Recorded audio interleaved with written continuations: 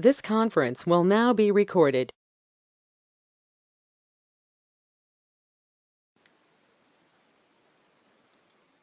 Hey, good morning, everyone. Welcome to our live Q&A. I'm Paul Dabdo, the founder of Life Coach Training Institute. I am so excited to be here with you. This is our first attempt at doing a live Q&A. What today's going to do is give you a taste of what it's actually like to be a part of our Jumpstart program.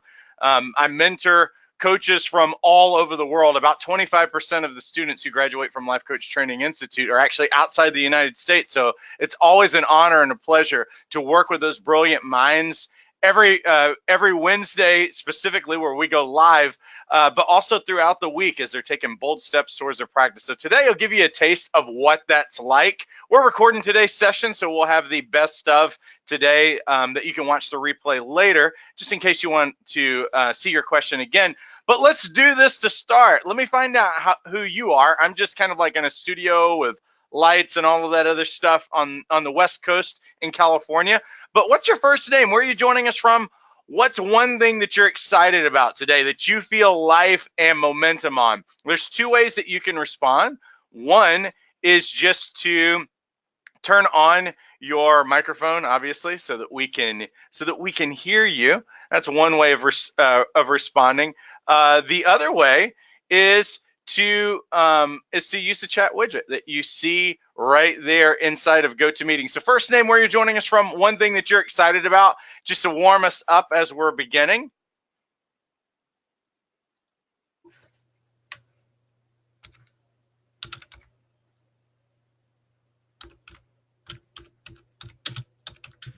I see Deborah saying hi all. Hey, Deborah.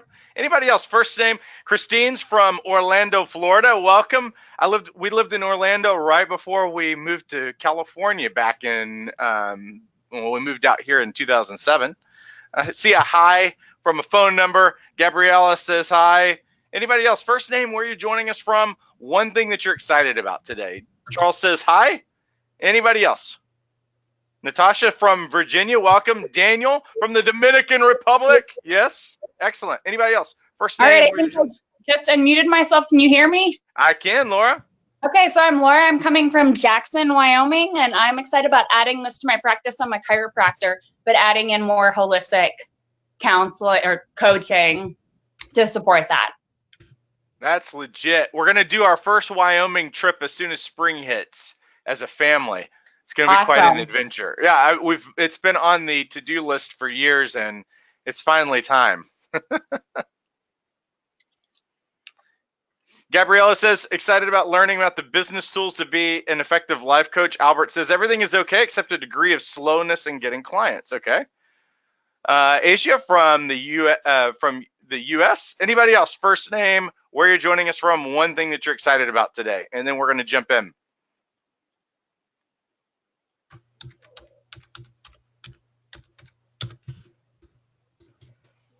Okay. Albert's from Virginia. Very cool. So let's do this. Let's go ahead and start taking your questions. I didn't come here with an agenda. Q&A means that you get to ask any business-related questions or any kind of coaching skill-related questions. If you're having challenges or whatever, we want to be able to answer those during this time. So you can turn on your microphone, ask your question, and then you can also put it in the chat widget if that's more convenient for you. So who's got questions for this week? Welcome, Charles from California.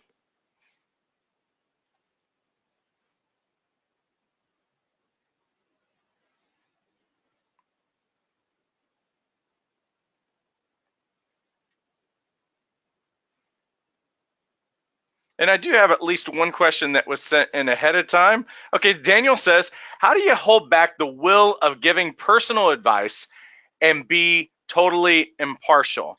Well, I think it's a skill that you acquire as a coach. I mean, we have to think about in the world, everybody wants to give advice. In our entire life, that's the only way that in unsolicited advice at that, so we are in a culture of advice givers. There's plenty of people who want to tell you what to do. It's kind of like, that's the way that we've grown up, is you're told what to do pretty much your entire life, and until you get into a position where you can tell someone what to do. And so we've kind of got a history, and we've got generations, we've got culture of all this. And there is a place for mentoring, and there is a place for advising. It's just not what coaches do.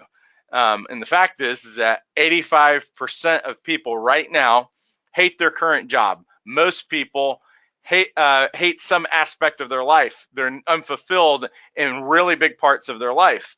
And so when you've got that much dissatisfaction that's going on, then what we realize is that people already know what they need to do. The dissatisfaction is there not because they don't know what they want, but because they do know what they want. And so first of all, I believe that it starts with the belief that this person is whole, that they are, and let me show you just a really quick, if you guys are able to look on the screen, I'm going to show you something really quick, and I think that this is going to help solve a lot of issues for a lot of you as you're thinking about this. What I have on the screen is a picture of an iceberg. So if you guys are joining us by phone, I want to help you understand this concept a little bit more deeply. So if you look at the screen, there's an iceberg. And when anybody says this is just the tip of the iceberg, what they're really talking about is that icebergs, you only see the top 10% of an iceberg. More than 90% of it is actually below the surface. When we're dealing with human beings, the conscious mind is the way that a lot of people think that, oh, I'm a thinker versus a feeler. That's totally false. No one is a thinker versus a feeler. Everyone is a feeler. Science has proven that over the years, is that every thought that you have that comes into your conscious mind has an attached emotion. And so you feel everything that you think about. There's an attached emotion when it comes to the conscious mind. And actually, before it hits your conscious mind, there's already an emotion that you will feel, and you'll actually feel things before your analytical mind actually gets kicked in. Matter of fact, the analytical mind is in use sometimes, and it's really in use in your conscious mind.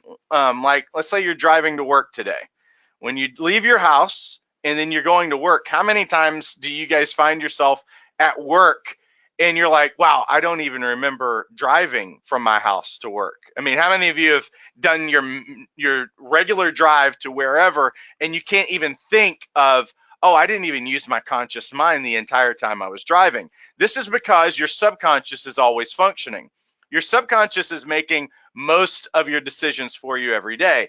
And it's actually supposed to help you, keep you safe, because that's why you didn't get in a wreck, even though you weren't consciously aware that you were driving and making turns and going at a high rate of speed or any of those things. You weren't consciously aware of any of those things. How many times are you speeding and you're not consciously aware? Or you were stuck at a traffic light or whatever. What's going on?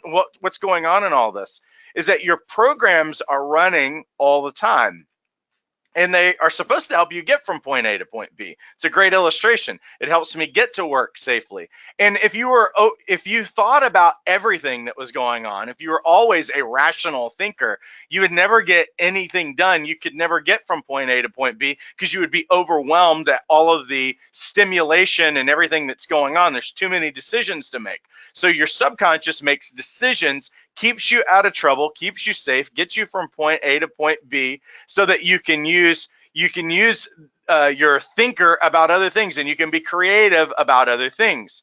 But if you get stuck in traffic, then your analytical mind can kick in and say, hey, here's what I need to do. I'm obviously can't get from point A to point B, so let me rethink my path so that I can get there. So all of this to say that everyone has their here's another statistic for you to know.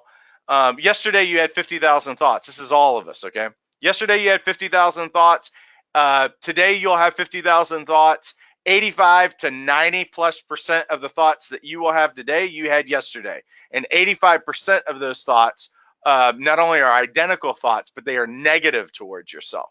So this is why we don't want to be advisors in people's life, because advice is not people's problems. I could tell all of you a bunch of how-tos today about your business, about your life, and all these other things, and you'll find that at a certain point, it's really hard to follow through, or that people follow through for a while, and then they hit this cycle, and then they're stuck, and they can't move forward. So what I'm saying in all of this is to get out of advising mode, first of all, I have to really get my heart connected with the belief that people already know what they need to do. And me giving them another how-to doesn't mean that they can even follow through, because every piece of advice that you could probably give to anyone, they could find online, they could find in a book, they could find at a seminar. The how-to is not the problem. That is what we have to come to the conclusion of. And when your heart is connected to the fact that I understand that this person in front of me is brilliant, they can come up with their own ideas, they can come up with their own strategies. Matter of fact, they've probably thought through all of them, but they haven't actually acted on them. The problem is not how they would go about something. The problem is that they're not marrying it with action right now. And that's why you get paid the big bucks. You know, the average first-year coach in the United States makes between $118 to $128 per session. Our Jumpstart coaches who graduate from our program average between $250 to $1,000 per session as a first-year coach. So this is actually why you get paid the big bucks, is not for your advice and not because you're brilliant. It's because you allow people to be the genius, because they are the greatest expert sitting at the table, because they've lived, they've breathed, they've eaten with this person their whole life. So they know what the hangups are. What we have to do is switch it on to be great listeners. And so how do we get out of that mode? First of all, I believe that our belief system has to change about this person, how I think about them, and what I really believe that coaching brings to the table. That's the first mindset. But we can still slip into advising, and that's normal. So don't stress out if you guys find yourself slipping into advising mode. Just recognize it, step back out of it. And so the second thing that I would say is don't be in diagnosis mode anytime that you're with someone. There's a difference between diagnosing and what it means is that if I'm in diagnosing mode, my focus is on the problem. My focus is on what's wrong. My focus has to change if I want to be a coach. My focus has to be on what's right about this person, what's right about this situation. And so the focus, if I'm not looking back and I start to look forward with this person, it'll automatically make me ask different kinds of questions. And the third thing that I would say to switch you out of advising mode, because it's normal for new coaches to slip in. One of the things that I tell new coaches to do is the 2-sentence rule. The 2-sentence rule means that when the client stops talking about something, if there is a long period of silence and it's time for you to respond, then the first sentence has to be a response to whatever they said, and the second sentence has to be a question. You only get 2 sentences. That's the rule that you begin to live by. And what will happen is that you'll be much more efficient in your responses, because you only get 1 sentence, and then the response is a question. So they are back on. So you're re-empowering them. And that'll keep you from giving advice, because most people can't give advice in 2 sentences. So hopefully those are some real helpful suggestions to help you move out of that. And hopefully you guys learned something a little bit more about what we're really dealing with when we're dealing with people. We really are dealing with, if you look at the screen, the subconscious mind, our beliefs, values, emotions, habits, imagination, and intuition. These are the primary drivers for people that are making at least 90% of their decisions. And there's a lens that comes with that. And so our goal as a coach is to help them figure out what is really driving them, and if they want to make a new choice about that. And they can and every time we get them to marry it with action is the way forward. But they have the strategy and they'll stick to it, because if they came up with it themselves, they believe in it that much more, and your accountability is what's going to help them stick to it each time that you move forward with them. So hopefully that's helpful. What other questions do you have?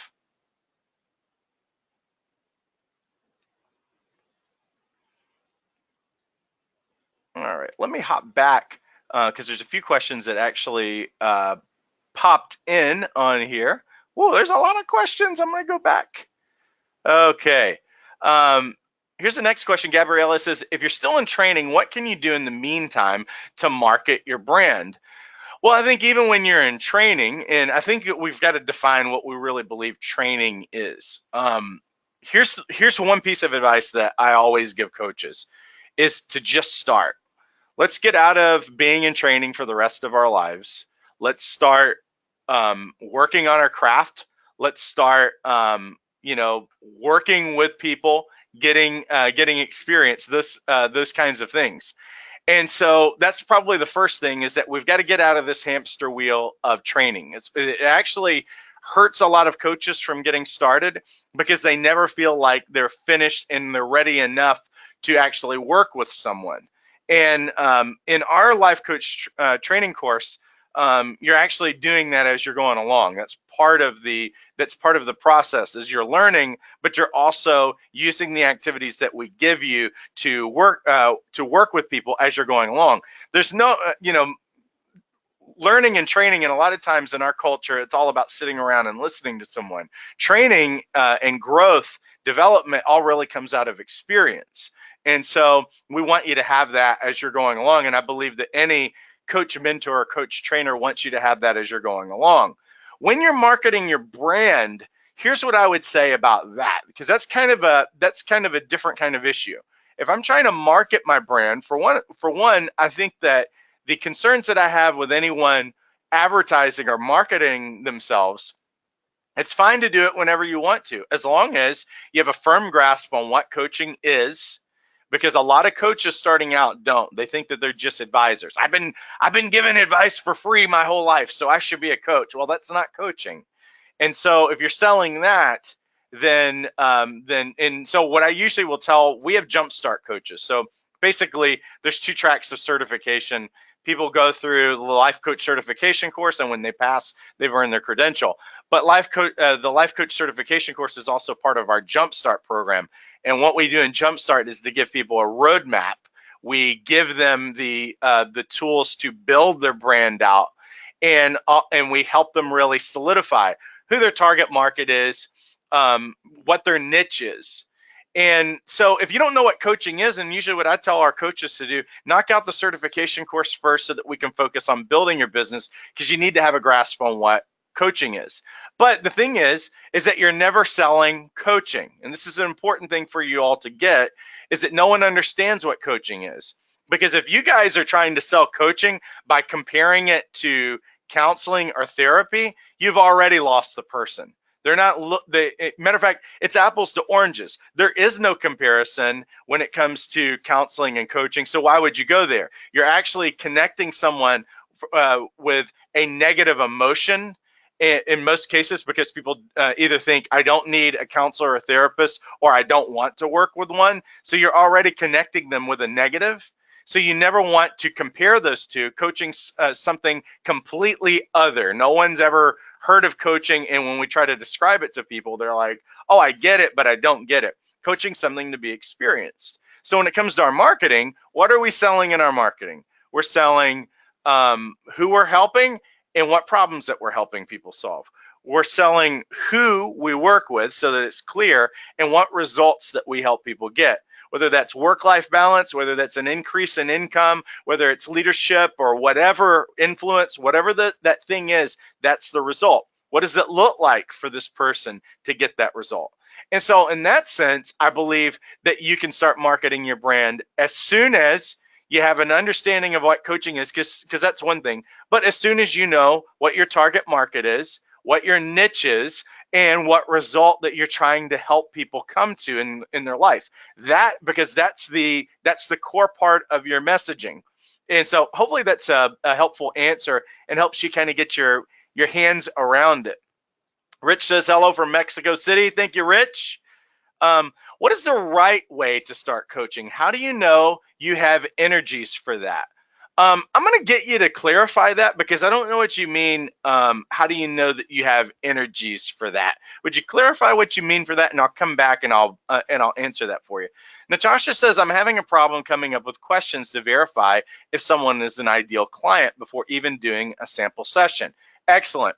When I work with our Jumpstart coaches, the questions that I always tell them to ask, there's 4 pre-qualifying questions. So I'm thankful, Natasha, you're way ahead of the game with this, because you don't want to give a complimentary session or a discovery session, whatever that first session is. You don't want to waste your time unless you have them pre-qualified. That's the question. That's what I call it, is that you want to make sure that this person's an ideal client. And when I say waste your time, I mean that in a really generous way, in the sense that if this person's not ready, or if they are not a fit for what you do, then you don't want to waste their time or waste your time.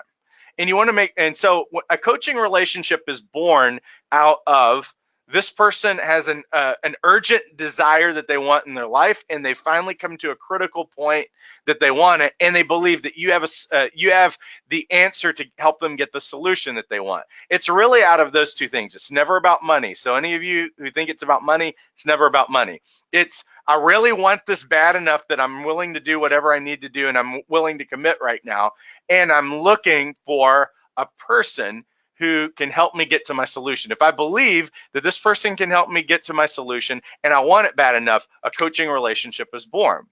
So the 4 pre-qualifying questions that I always say, and this would be in your consultative phase.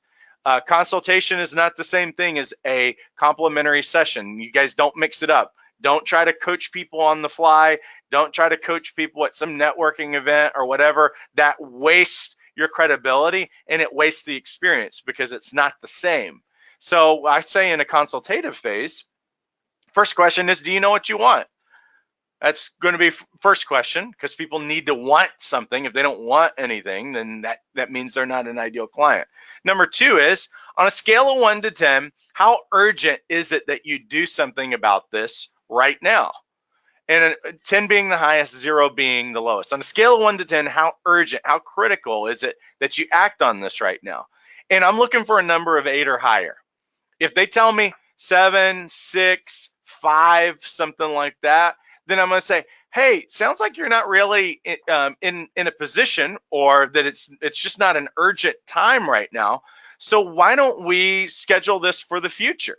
And so that's and so what you're doing in that sense is that you are saving your time, and you're determining their readiness, and you can put it off. Hey, let's revisit this in 90 days, rather than having that session and burning out your time. Because here's what happens for coaches. When they bring someone in who's not actually ready, then it hurts their heart, and they feel like, oh, I just failed, and that person doesn't want to work with me, or no one wants to work with me, or I don't know how to sell, and they get all frazzled and everything.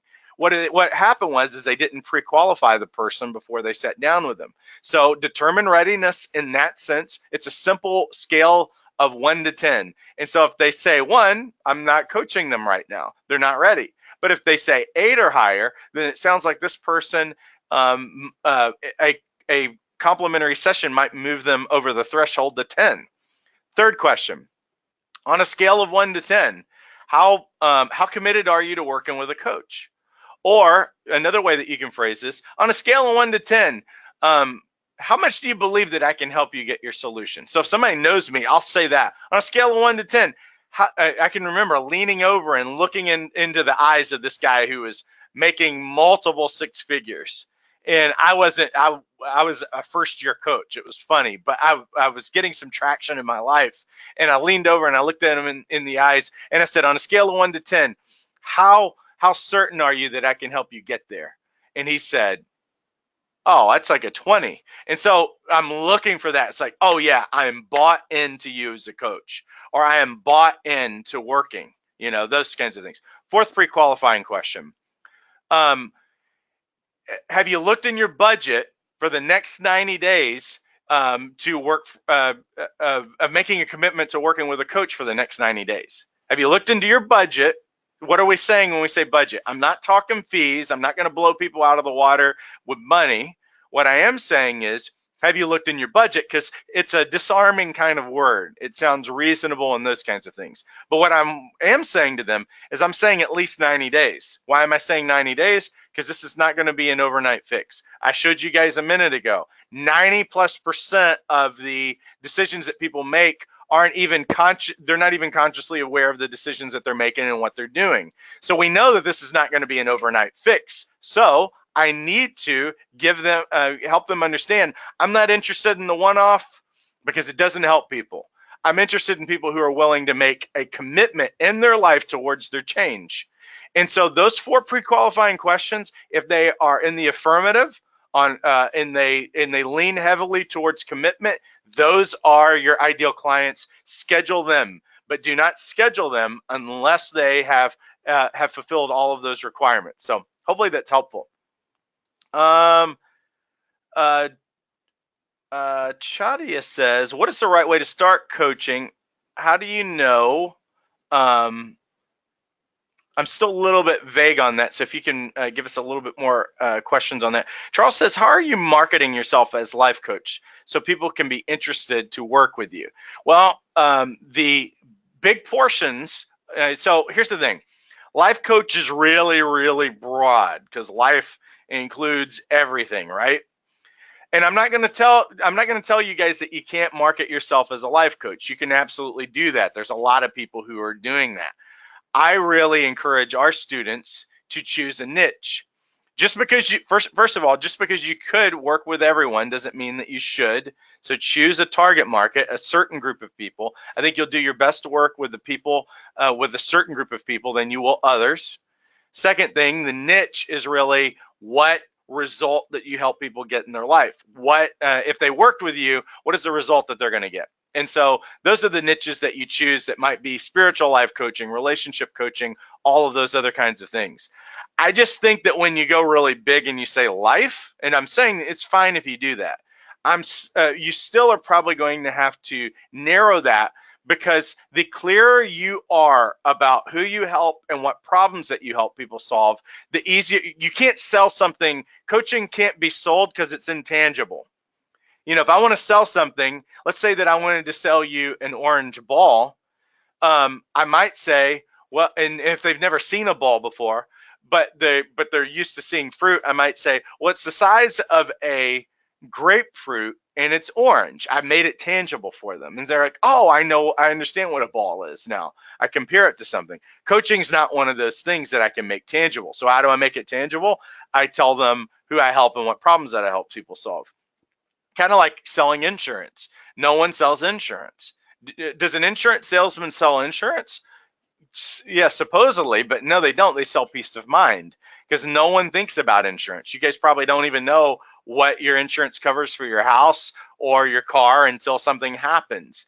What you did is you bought something to either be illegal so that you have peace of mind, or that if something does happen, I have peace of mind. So so saying I'm a life coach might be so broad that it makes it harder to sell. So I just say, let's hem this in, let's tailor it down, let's niche it down so that people know what the result is if they worked with you. What can they expect? And don't worry about leaving people out, because the clearer you are, the easier it is for people to open the door for what you do. If you just say that, well, I'm a life coach and I can help anybody with anything, a lot of times people are kind of like, well, that's still too broad. I really don't know what this guy does. Is he good at anything? So that's why you want to really clarify those things for people. Keep it really simple. People are incredibly simple. So the simpler you keep it, the better it's going to be. My question is how important the office, a public space could be right as well. Yeah, you don't need an office. The thing is for coaching is that it's not like counseling where I need to have privacy and there's all of this stuff. I mean, the reality is that we're not going deep into someone's life where we're dealing with trauma and all of this other kinds of stuff. It's really actually a really fun conversation that's engaging. It's very highly relational. It's a lot of fun. You're working towards positive goals. It's future oriented and everything else. And so for the most part, meeting at a cafe, meeting at a coffee shop, and all of those other kinds of things are private enough to have these kinds of conversations. Now, I will say that I had, because I was working as an executive coach and as a leadership coach, I was working with some people who were either overseeing people or they had products, or they were working for a company that had like some copyright kinds of things. And so sometimes for those people, I needed a little more private location. What I did, instead of having an office, first of all, I was just meeting. When I first started out as a coach, I had no money, no resources or anything. I drove a scooter.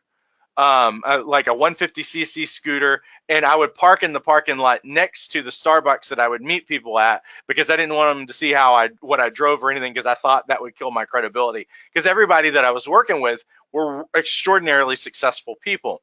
And you know, and it was really one of those mindset things that you're just kind of like, man, I don't want to look like I'm faking it or whatever, you know. But anyway, but I never stopped meeting people in public locations like that. It was all about what's most comfortable for my client and what's most conducive for us to have a conversation. I ended up having a membership at a business club in downtown San Diego. I invested there. Still wasn't as much as having an office space, but what it allowed me to do is it was a luxurious place in the top floor of the tallest building in San Diego, so that when you looked through the window, you saw the skyline of San Diego. So when I would meet with people, they had an experience of seeing all of this. Meanwhile, it's still not a private meeting, but they feel invested in. But they did have some smaller private spaces in there that I could bring a client to if I wanted to. But that's how I dealt with that. But I would still say 90% of the clients that I worked with, and I was working with executives, we didn't really need those kind of, you had just enough of a buffer at any place that you're at, that there's enough privacy. So that's the thing for all of you. You don't have to, starting a coaching practice is the least risk of any startup, because you don't have all of these startup issues that most people do, so hopefully that's helpful. Let's see what other questions we have in here. Albert says, some of my clients report to being helped by psychotherapy, looking for help from life coaching. Is it reasonable to accept that challenge? So here's what I think that you're saying in that, Albert. What we want to do when we ask questions, and a lot of times coaches use an intake form to kind of get some information about this person before you start working with them. In most cases, and this is what I would say for most of you as coaches, there's already, even if you're just starting out, you're gonna live at a higher level of intuition than what most of you realize. You've been doing it your whole life. You can sense if this person's saying something, if there's something else that's going on below the surface. And a lot of times there's indicators really early on with most anybody that you talk to that something's off here. Something's driving this person that's not good. It's coming from an unhealthy place. It's a hurt, it's a wound, it's a trauma, whatever it is. Most of you can recognize that in the majority of people. Now, everyone has some kind of a trauma in their life. Everyone has some kind of a pain in their life that they haven't fully resolved. But it doesn't mean that they need a counselor or a therapist. It just means that they may not have taken steps towards it, but they are a whole enough person to make healthy decisions moving forward. So as we're having conversations with people, I trust the fact that most of you have a high enough intuition that you're going to recognize these things pretty early on. But in the intake form that I send clients, and we have a sample of it for our Jumpstart coaches, and I think actually in our life coach certification course, there's a sample of an intake form. And one of the questions is probably going to be centered around those questions of about stress, about emotion, how on a scale of 1 to 10, how are you mentally or emotionally or whatever. You can ask enough questions in there that don't scare the person away, that can give you some baselines of, well, here's how this person operates. And can you miss it? You can absolutely miss it sometimes. But I believe, and I've written a blog. If you go on our website, ilifecoachtraining.com, I know the link is here. I want to make sure that you guys can actually see that on the screen. ilifecoachtraining.com, that's our main website. If you go under the blogs link and do a search tool, look for people. Look for the article. How do we know that people need counseling and not coaching? And I give you some real key things to look for there, and that you can actually, if you didn't hear it when you were doing the consultation with them, you'll definitely hear it and know what to listen for when you're in a complimentary session. That way you don't get stuck in that. But I would still say that 90% of people are very coachable. And again, we don't want to be in diagnosis mode with people. But if someone has something that's definitely in the way that's keeping them from being able to make healthy decisions, then they need to go find a counselor or a therapist to work those things out. And I will also say, you can coach people while they are working with a counselor or therapist on that one portion of their life. And let's think about it like if somebody's got a lot of health in their life, except with their marriage, they can absolutely go see a marriage counselor and work with you on setting goals. And so that's one of those examples. But if someone had like major addiction issues or some of those kinds of things, or they're hurting themselves or they're suicidal, I don't want to coach that person. I want them to make sure that they're in the right kinds of care, and that someone's helping them get healthy. So hopefully that makes sense. Let me see what other questions that we have in here. Charles says, how can you manage your current job and your life coaching business? Well, I did that for quite a while when I first started out as a coach. When I started out, there was not Obamacare. My wife had major health issues and pre-existing conditions, so there's no way that either she wouldn't be able to get health care at all, or it would have cost us tons and we would have never been able to afford it. So I encourage all of you, if you're in an existing job, stay there. Yeah, there's Obamacare now and those kinds of things, and you're not dealing with the same kinds of issues, but leverage where you are at so that you can build your practice not out of the seller starve mentality or out of a stress kind of place. That, the problem with our jobs is what it does right, which is it gives us just enough money to keep us there. So first of all, honor the job that you're in, for one, keep all of those people happy. But the managing your current job and your business all comes down to having a plan of action and knowing what you really need to get done in your business. And secondly, having a schedule for it. And so what I noticed for most coaches is that they don't have a plan. It's why we launched our Jumpstart program 3 years ago. Jumpstart's not only a 20-module business development roadmap, but there's mentoring in it. We have a coach community where people can practice role playing with one another, get feedback on what they're working on. I noticed that a lot of coaches aren't really good at coaching themselves, and so they need that layer of support. And I understand it. And so if you don't know what your plan is, then you're probably, when you do have time to work on your business, you don't know what your end game is and you don't know what you're supposed to be working on. So that if you don't have that in place, then you don't know what you need to get done. So that can mess up your time. Second thing is, once you know what you're supposed to be doing, and I tell our coaches all the time, you really only have 4 things to do when you start out as a new coach.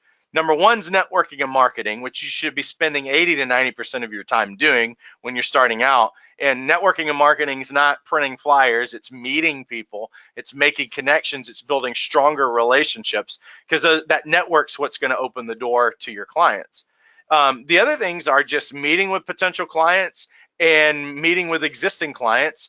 It's following up with potential clients, and it's the busy work, email, text, those kinds of things. It's only 4 things that you're supposed to be doing when you start out. If you're doing more things than that, then you don't have a plan. There's only 4 things in your plan. So if I only know that there's 4 things in my plan, then what I need to do is look at the days of the week and say, when are those things going to get done? And I have to set boundaries, because I find that most coaches are lifetime helpers, and everybody else's issue becomes a bigger issue than sometimes their own goals and sometimes their own strategy of what they need to do.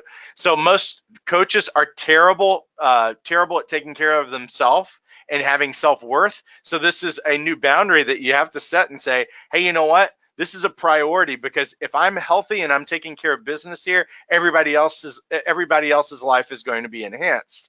So I need to set boundaries around that time. So it may mean getting up an hour earlier to coach somebody. It may mean locking yourself away during your lunchtime. It may mean getting up early and going to a networking group. It may mean coaching somebody at 6 o'clock in the morning on a Saturday. Your clients will work around your schedule. They don't have a problem with that. But it means that you have to look at your schedule, and everybody's got enough time to do this, but most people don't have productivity. Productivity is 2 points. Productivity is doing the right things and making time to do the right things, having a plan. And so that's how you really manage having both right now. I did it really successfully. I was making more money in 10 hours a month as a part-time coach than I was in my full-time job. You can absolutely do this thing. And I did that with a lot of major things going on in my life. My wife's health issues, having two small kids and everything else. You can absolutely do this thing. Gabriella says, let's see, okay. Deborah says the dream inventory really helped me to recognize my potential niche. That's excellent.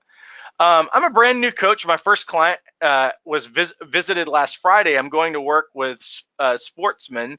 Do you have some advice? Well, the cool thing is that you already know what your niche is. You're saying your target's going to be sportsmen. So we just have to define what does it mean if they work with you as to what result you're going to help people get. The biggest thing with the target market, when you decide who you're going to work with, do your homework on them. Know what makes them tick, know what their fears are, know what their passions are, know what drives them, what motivates them, what demotivates them. You can really create a big list. And when you know what makes them tick, then that's the kinds of conversation that you have in terms of how do you frame things? How do you create a package that would work for them, that they would be interested in, all of those kinds of things. So I believe that you being able to define who you want to work with that's the first thing, but just do your homework on them and build all of your messaging around that group of people. Show that you're an authority on who they are and what they want, and you'll be really successful. All right. What about the right ideal number of clients a day? Well, it just depends on how you're wanting to work with clients. One thing that you guys may not know is that there's a lot of ways to offer coaching to people that's not just one-on-one clients. I think that we're going to tap out really early. Like I think that every coach has a different capacity when it comes to the number of people that they can work with. I was always had a low capacity for working with individuals. I didn't find it taxing, but I'm all in when I work with somebody, and I'm pretty intense, when I'm working with someone. So it wasn't like taxing in the sense of, oh, this is hard and I hate what I'm doing. It's like I'm so passionate and I'm so in. I burn a lot of energy and I burn a lot of calories when I'm doing it. So you have to find out what your personal capacity is, and everybody else is different. Second thing is that just because you have a capacity of working with one individual, you might enjoy coaching people maybe in a group or some of these other kinds of ways that we talk about in Jumpstart. Once you, and what I found was, I didn't have a value for working 40 hours a week, and you guys don't have to either. So it doesn't mean you have to fill out an 8-hour workday. What if you can become a 6-figure coach with 5 clients? How would you like that program? That's probably a much better program than most of you are working right now. I work 25 hours a month right now. So maybe you want to work that program. And I remember when I first had that idea that I wasn't going to work 40 hours a week, I shared it to a bunch of business executives in downtown San Diego at a networking group. They were saying, what's your goal for this year? And everybody was talking about making more money and all this other stuff, and it sounded like more work. And when it got to me, I was like, you know what? I want to work 40 hours a month instead of 40 hours a week. And everybody looked at me like I was crazy or I was lazy. But what I realized is that we're all doing this thing wrong if we have to find enough clients to fill up 40 hours a week. Why don't we set high enough fees that and work with people who really value us? Why don't we create a number of different streams of income to be able to do that?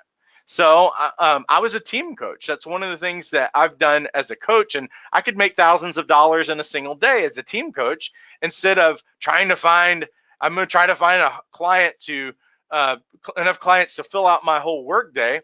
I could go in one day, work with a team of people, make thousands of dollars, and I could take the next couple of weeks off if I wanted to, and it wouldn't even faze me.